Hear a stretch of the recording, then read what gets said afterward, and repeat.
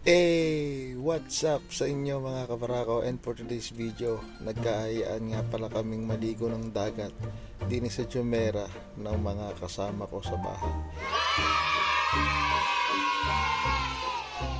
Hindi nga pala kami nagkaigi din at gawa ng napakaraming tao, kaya lumipat kami sa Jumeirah 2 at kakaunti ang tao.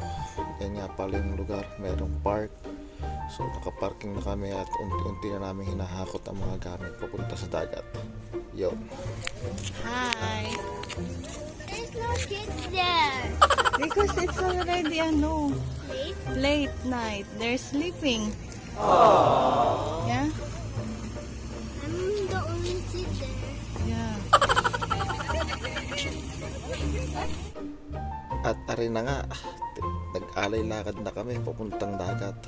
Kaya taradala ang mga gamit.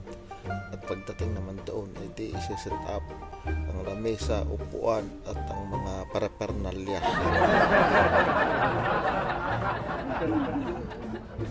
Masarap yung minsan-minsan ay nakakapasyal talaga kaysa laging nasa sa bahay lang. At maganda't nasisikatan ng araw, lalo na pag umaga, at nang gumanda ang ating mga resistensya. So, paano? So, mga hindi pa subscribe nyo na yan. Baka masubscribe pa na iba. Yeah! See you in the next one. Enjoy watching, guys!